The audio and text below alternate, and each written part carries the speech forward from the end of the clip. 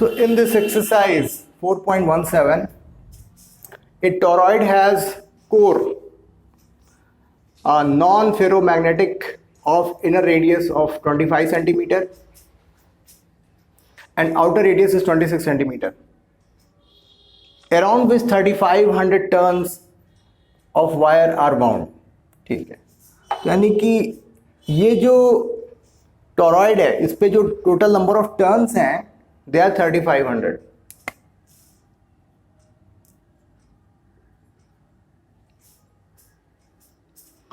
If the current in the wire is 11 ampere,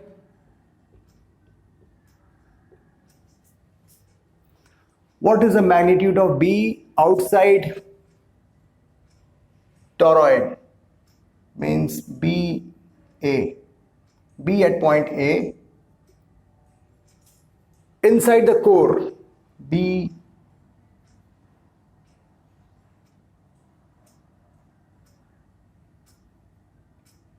and B at point C. ठीक है, empty space surrounded by the toroid. ये तीन places हैं, तीन points है जहां पर हमें मैग्नेटिक फील्ड फाइंड आउट करनी है. तो थोड़ा सा टोरॉइड के बारे में कुछ कॉन्सेप्चुअल कॉन्वर्सेशन कर ली जाए, डिस्कशन कर लिया जाए. ये टोरॉइड और सोलिनॉइड दे आर मोर और लेस सेम, ज़्यादा उसमें कुछ फ़र्क नहीं है. बस इतना ही है कि इसको हमने गोल कर दिया है. एक सोलिनॉइड है, अगर इसको हमने गोल कर दिया है, ठीक है, जैसे कि साइकिल की ट्यूब होती है, बिल्कुल राउंड शेप होती है, उसी पर हमने कॉइल चढ़ा दिए हैं. ठीक, तो हमारा टोरॉइड हो जाएगा. इसका मतलब the way we are calculating magnetic field and the formula of magnetic field it will remain same. तो सोलिनॉइड में हमने क्या पढ़ा था? B is equal to mu naught Ni. What is N? Number density. This N is number density.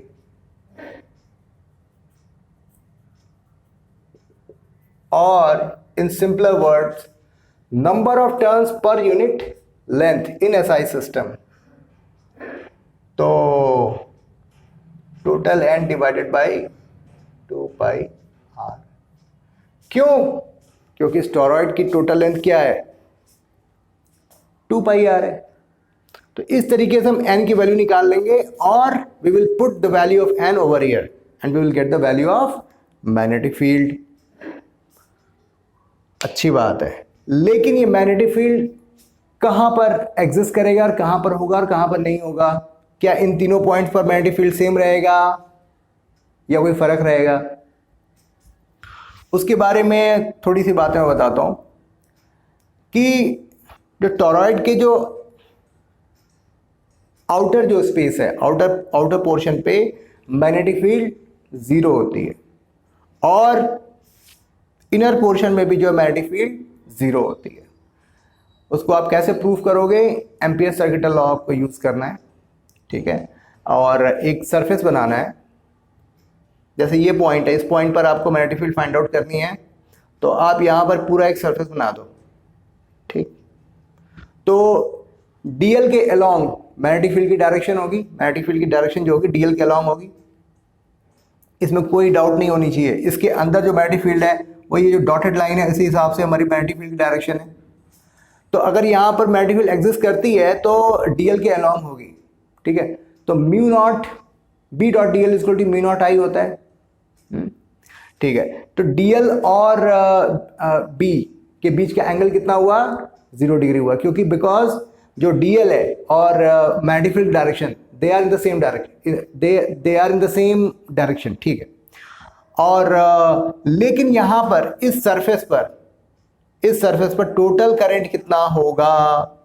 तो आप ये देखोगे कि इस पॉइंट पर यहां पे अगर ये करंट बाहर की ओर आ रहा है तो इधर करंट जो है अंदर की ओर जा रहा है.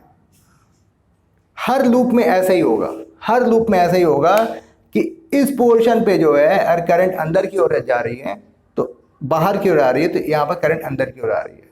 इस तरीके से क्या होगा कि इस जो लूप हमने बनाया है, जो सरफेस क्रिएट किया हुआ है, यहाँ पर नेट करंट की वैल्यू क्या होगी, 0 हो जाएगी। तो इस तरीके से मैं इसमें बहुत ज़्यादा डिस्कशन में नहीं जाना चाहता। और B dot D L is equal to mu naught I, आप इसमें जो है करंट की वैल्यू हमारी 0 हो जाएगी, जिसके चलते मैग्नेटिक फील्ड जो है it comes out to be 0। Similarly आप इसके अंदर आप इस पॉइंट पर अगर आप एक सरफेस क्रिएट करते हो तो इस पोर्शन में कहीं करंट है ही नहीं, इस पोर्शन में करंट कहीं है ही नहीं, तो डेफिनेटली इस पोर्शन में जो है मैग्नेटिक फील्ड क्या होगी, 0 होगी। अच्छा, इसके बीच में अगर आपने एक सरफेस क्रिएट किया तो इस सरफेस, तो ये सरफेस जो हमारी हमने बना रखी है, तो इसमें करंट क्या होगा, ये जो करंट है ये they will participate in this surface. लेकिन जो आउटर पोर्शन पर जो हमारे करंट जिसके अपोजिट डायरेक्शन में जा रहे हैं, वो एम्पियर्स जो सर्किटल लॉ में जो हमने लूप बनाया हुआ है, उसमें ये आउटर पोर्शन पर जो करंट है दे विल नॉट पार्टिसिपेट, यानी कि यहां पर जो करंट जो होगी वो एग्जिस्ट करेगी। ठीक है, और इस तरीके से हम B dot D L equal to mu naught I हम रखेंगे, और हमारी B की वैल्यू जो आएगी which comes out to be n times mu naught आई।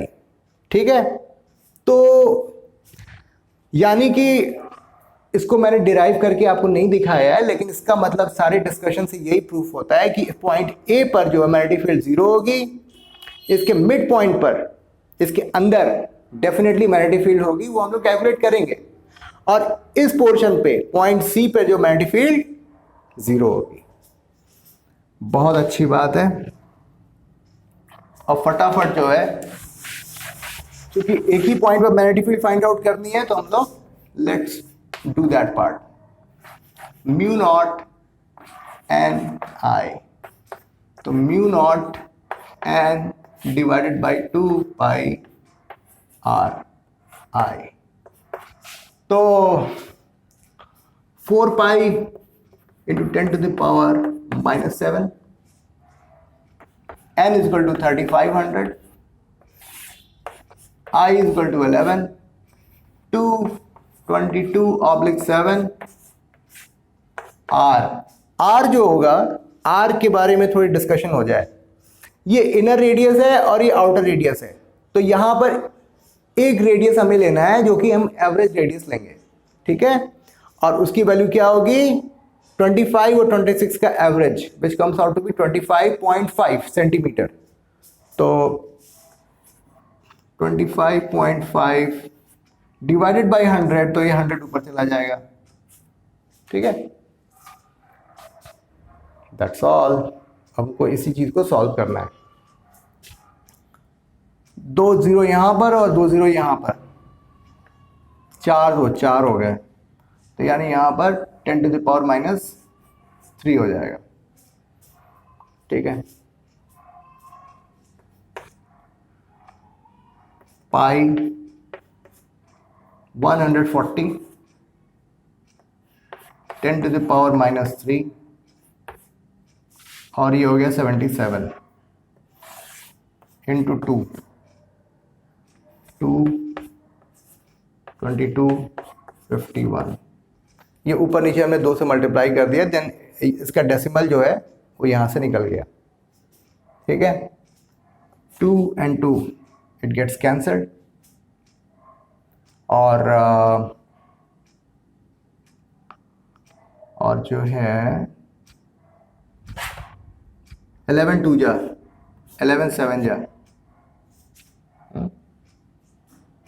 तो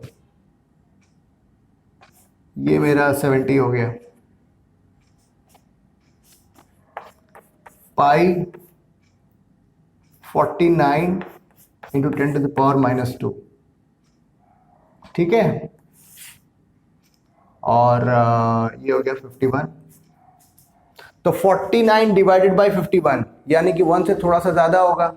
और पाई की वैल्यू क्या होती है, 3.14, तो 1 पॉइंट समथिंग, कुछ 1.1 समथिंग, और उसको आप 3.14 से डिवाइड करोगे तो क्या आएगा, अप्रॉक्सीमेटली 3 आएगा, 3 × 10⁻² टेस्ला। ठीक है, तो इस तरीके से हमने इस क्वेश्चन को सॉल्व कर लिया है। पॉइंट ए पर मैग्नेटिक फील्ड 0 होगी, पॉइंट बी पर हमने मैग्नेटिक फील्ड फाइंड आउट कर लिया है, और पॉइंट सी पर मैग्नेटिक फील्ड हमारी 0 होगी। ठीक है, so this was all about this problem statement 4.17। I hope आपको ये एक्सप्लेनेशन समझ में आया होगा। Thank you.